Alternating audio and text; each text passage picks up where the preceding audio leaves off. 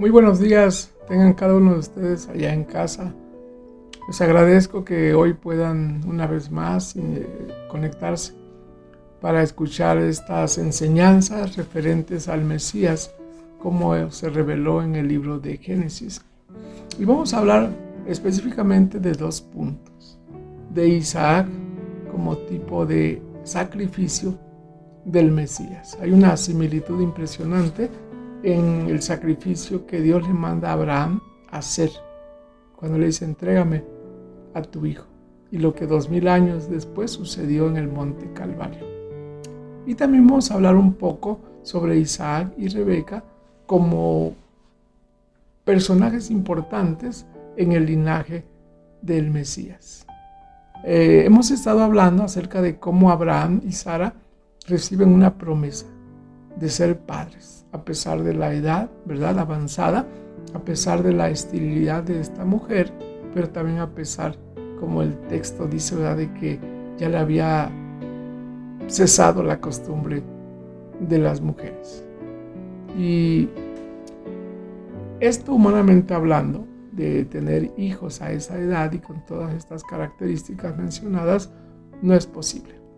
Sin embargo, el Dios Todopoderoso que le hizo esa promesa a Abraham hace posible todas las cosas.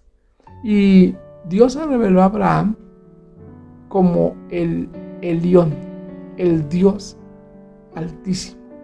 Se reveló a Abraham como el Shaddai, el Todopoderoso.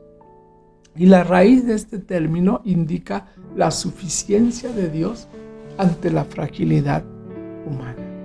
Dios revelándose a Abraham para animarlo, ¿verdad?, para fortalecer su fe, para que confiara en esta promesa que él le había hecho. Cuando Isaac tenía aproximadamente 33 años, Dios le ordena a su padre Abraham que lo ofrezca en holocausto. Algunas veces nos preguntamos, bueno, pero la Biblia no menciona edades, ¿cómo lo sabes? Cuando uno lee los capítulos 21 y 22 de este libro de Génesis, uno puede, pues a simple vista, no entender muchas cosas. Pero entre estos dos capítulos, el final del 21 y el principio del 22, sucedieron algunas cosas, como la expulsión de Agar e Ismael. Recordamos que después de que Agar tuvo a su hijo, pues tuvo conflictos con su señora Sara. Y Sara y Abraham acuerdan que tiene que retirarse Agar y su hijo. Pero también hubo otros incidentes, por ejemplo, Abimelech. No únicamente cuando Abraham le dice que Sara es su hermana, sino también hay un altercado entre los pastores de Abraham y Abimelech. Pero en este pequeño lapso, quizás de un versículo a otro, transcurre un periodo de tiempo como de 35 años. Y permítanme mencionar dos expresiones de Génesis 21, 34. Dice que Abraham moró en tierra de los filisteos muchos días. Y Génesis 22, 1 menciona: aconteció después de estas cosas que probó Dios a Abraham. Estas dos expresiones, muchos días, y la frase después de estas cosas, sugieren que había pasado algún tiempo antes del ofrecimiento de Isaac en holocausto a Dios. Y hay muchos comentaristas, pero entre ellos un comentarista judío llamado Josefo se atreve a decir que probablemente Isaac en ese momento contaba con 33 años de edad cuando ocurrió este suceso. Y de ser así, tendríamos que decir, ¿verdad?, que de modo providencial es un perfecto tipo de Cristo, el sacrificio que Dios le pide a Abraham de su hijo con el Mesías, con Jesucristo, quien 2000 años después y aproximadamente a esa edad murió en la cruz del Calvario. Y es importante también que notemos en ese capítulo 22, versículos 1 y 2 de Génesis, lo siguiente. Dios le dice a Abraham: toma ahora a tu hijo, tu único, a quien amas, a Isaac, y ve a la tierra de Moriah y ofrécelo allí. Esto sucedió en Moriah. Y nos preguntamos, ¿pero dónde está eso? Moriah, el monte Moriah, aunque era un área desértica en la época de Abraham, es decir, 2000 años antes de Cristo, 1000 años después, el rey David establece precisamente la ciudad de Jerusalén. Y su hijo Salomón construye allí el primer templo judío. Y cuando uno lee el libro de Crónicas, segundo libro de Crónicas 3:1, escuchen lo que dice el texto. Entonces Salomón empezó a construir el templo del Señor en Jerusalén, en el monte Moriah. En otras palabras, el monte Moriah en los tiempos de Abraham era una cima de la montaña aislada en el desierto. Pero 1000 años más tarde, a través de David y Salomón, este monte Moriah se convirtió en la ciudad central y capital de los israelitas, donde construyeron el templo judío. Entonces, lo que hizo Abraham, intentar sacrificar a su hijo como le fue mandado, fue algo completamente único en la historia redentora de Dios, porque fue hecho o fue mandado con un propósito específico, cumplido una vez por todas. Y como sucede con la crucifixión de Jesús, no hay posibilidad de que Dios dirija, ¿verdad?, a otra persona a hacer lo mismo, ni hoy ni nunca. Bien, quiero que escuchen también lo que dice el versículo 6. Tomó Abraham la leña del holocausto y la puso sobre Isaac su hijo. Y dice al final del versículo: y fueron ambos juntos. Y en el versículo 8 respondió Abraham cuando su hijo le pregunta: bueno, papá, ¿y dónde está el cordero? Y dice Abraham: Dios se proveerá de cordero para el holocausto, hijo mío. E iban juntos. Notemos cómo esta frase se repite 2 veces. ¿Qué significa esto? Bueno, que Isaac estaba haciendo esto consciente, es decir, a sabiendas y de manera voluntaria. Isaac, de su propia voluntad, se acuesta en el altar.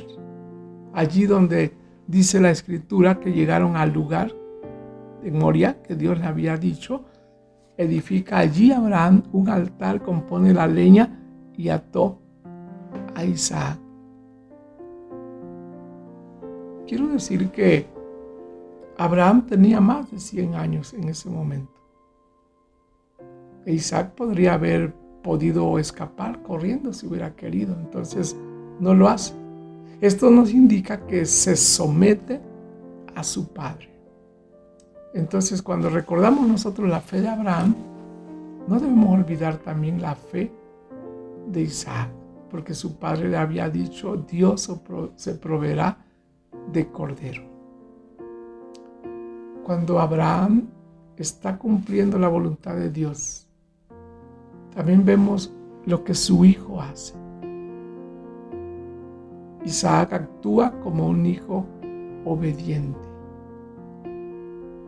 Y el Mesías voluntariamente ofreció su vida. Recordemos que en algún momento Jesús dijo, ¿verdad? Nadie me quita mi vida, yo la ofrezco, yo la pongo y la puedo volver a tomar. Por eso estamos hablando de cómo Isaac es un tipo del sacrificio del Mesías. Y quiero mencionar 9 aspectos de cómo se cumple en el Mesías.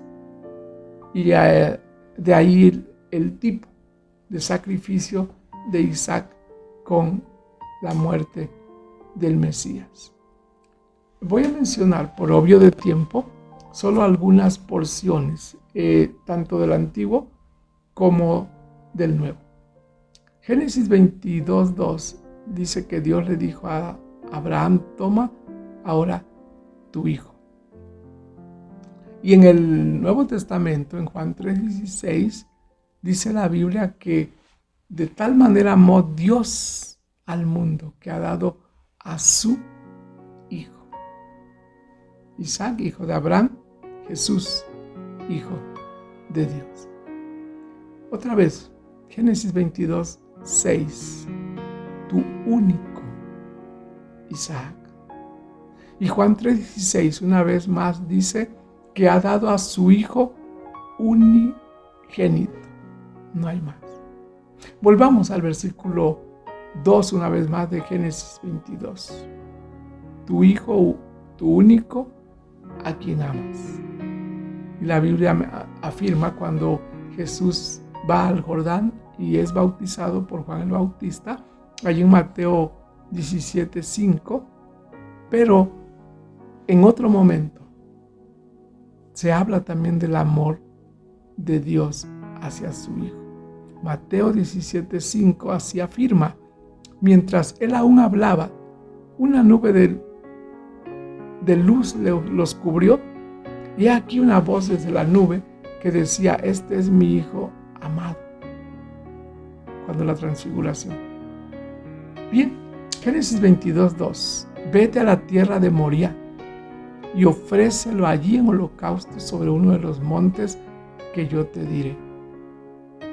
2000 años después, Mateo 16:21, relatando algo sobre el Mesías, dice: desde entonces comenzó Jesús a declarar a sus discípulos que le era necesario ir a Jerusalén y ser muerto. Abraham obedeció. Isaac sabía que iba a ser muerto, pero obedeció, se sometió. El Mesías sabía que para eso había nacido. Bien, Génesis 22:6. Y tomó Abraham la leña del holocausto y la puso sobre Isaac su hijo. La leña. ¿De qué estaba hecha también la cruz? De leña, de madera. Entonces, Juan 19:17 afirma: y él, el Mesías, Jesús, cargando su cruz, salió al lugar de la calavera. Otra vez, Génesis 22:6. Y fueron ambos juntos. Estaban de acuerdo el Hijo y el Padre, es decir, Isaac y Abraham. Ahora, si nosotros en el Nuevo Testamento leemos, según a los Corintios 5:19, el apóstol Pablo escribe que Dios estaba en Cristo reconciliando consigo al mundo. Dentro de la teología se habla del pacto redentor, es decir, donde Dios el Padre, donde Dios el Hijo, donde Dios el Espíritu Santo están de acuerdo, ¿verdad? Para cada uno de ellos llevar a cabo su obra de salvación a la humanidad. Bueno, Génesis 22:6. Cuando van camino al monte, Isaac pregunta a su padre: he aquí el fuego y la leña, mas ¿dónde está el cordero para el holocausto? Y en el Nuevo Testamento, en Juan 1:29, Juan el Bautista estaba bautizando, estaba hablando de la venida del Mesías, y dice: y cuando llegaron al lugar, he aquí el Cordero de Dios que quita el pecado del mundo. Esto afirmó Juan cuando vio a Jesús. 2000 años antes, Isaac preguntó: ¿dónde está el Cordero? 2000 años después de ese evento en el monte Moría, Dios dice: he aquí el Cordero de Dios que quita el pecado. Génesis 22:9 dice que Abraham ató a Isaac su hijo y lo puso en el altar. Y en el Nuevo Testamento, Lucas 23:33 afirma: y cuando llegaron al lugar llamado la calavera, le crucificaron. Y por último, Génesis 22:10 dice la Biblia que extendió Abraham su mano y tomó el cuchillo para degollar a su hijo. Y en Hechos 2:23 afirma el doctor Lucas, referente al Mesías, a este, entregado por el determinado consejo y anticipado conocimiento de Dios. Dios guiando la historia. Dios participando en todo evento para cumplir sus propósitos redentores. El Mesías se muestra allí en Génesis a través del sacrificio que Dios pide a Abraham para Isaac. Bien, pero también queremos hablar de Isaac y Rebeca como parte del linaje del Mesías. No solamente Abraham, no solamente Sara, no solamente Noé, también esta pareja.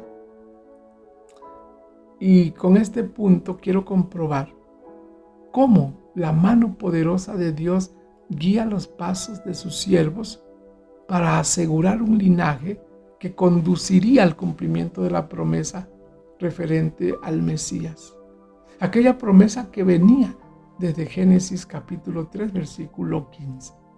Isaac y Rebeca, quiero decir que no son dioses. Son personas de carne y hueso, como tú y como yo. Personas con errores, porque cuando uno conoce la historia de ellos, pues ve los conflictos, ¿verdad? De cómo hay preferencia en los hijos. Pero quiero que en este momento notar esto. No son personas que ignoran a Dios, son personas que conocen a Dios, son personas que tienen la mejor disposición de hacer la voluntad de Dios.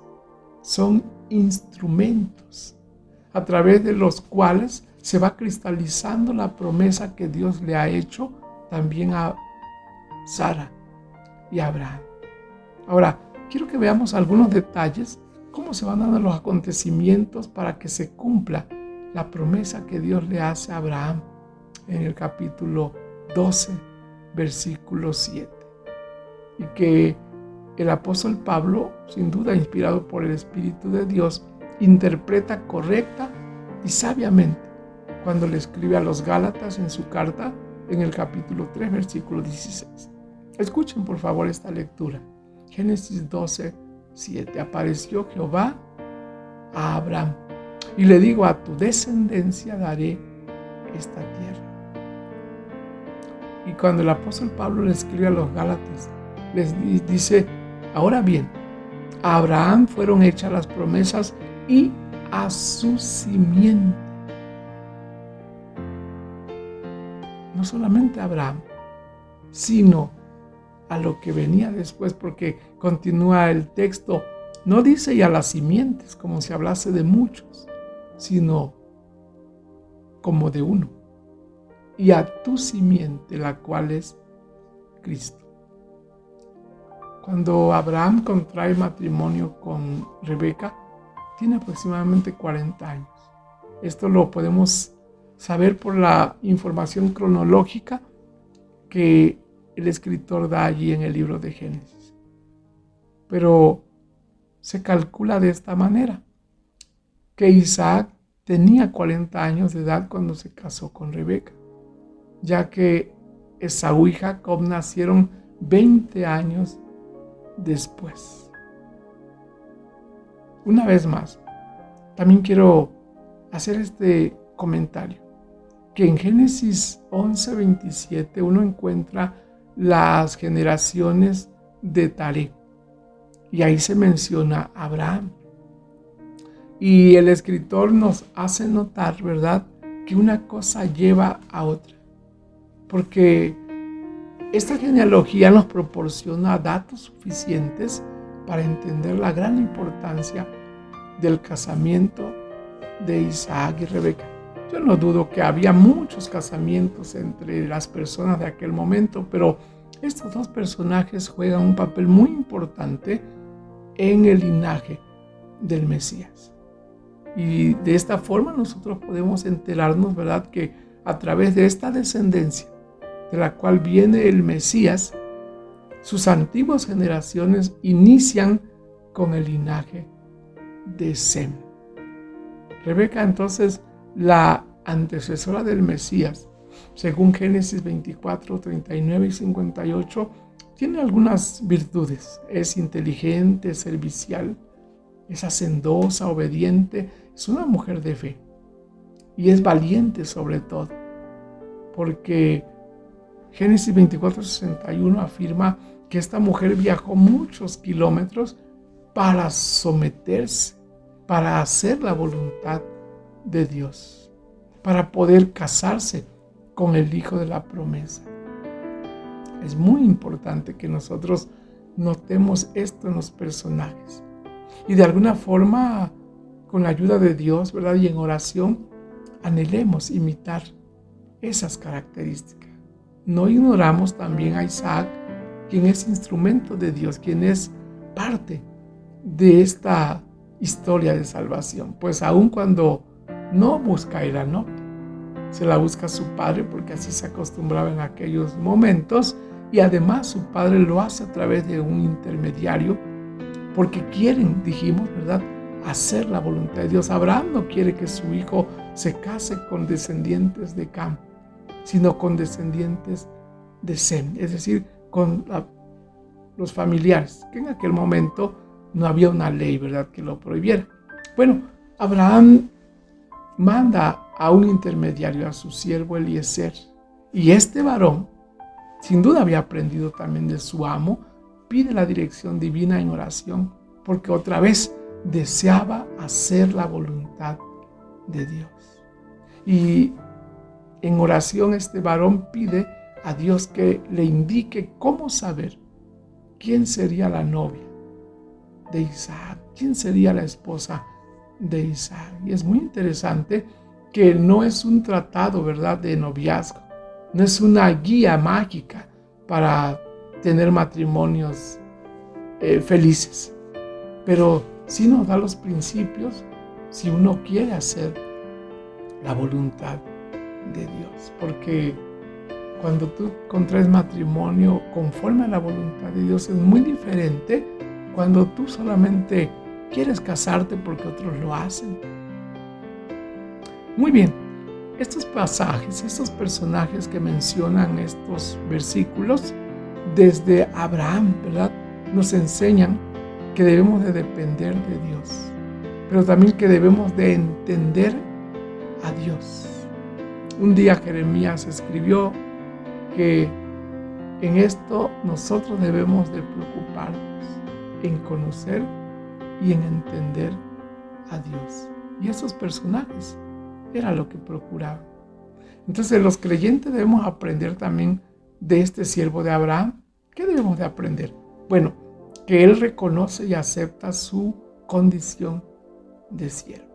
Nosotros no somos más que siervos de Dios. Y en algún momento Jesús enseñó al respecto, ¿verdad? Cuando hagamos lo que tenemos que hacer, la voluntad de Dios, no nos jactemos de nada, porque simplemente hacemos lo que tenemos que hacer y a veces ni eso.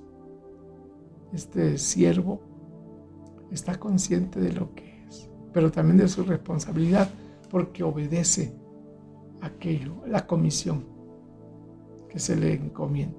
Bueno, pues quiero concluir esta breve charla, ¿verdad?, diciendo que Dios, a través de estos capítulos 22 y 24, nos muestra una vez más la presencia del Mesías ya en el libro de Génesis.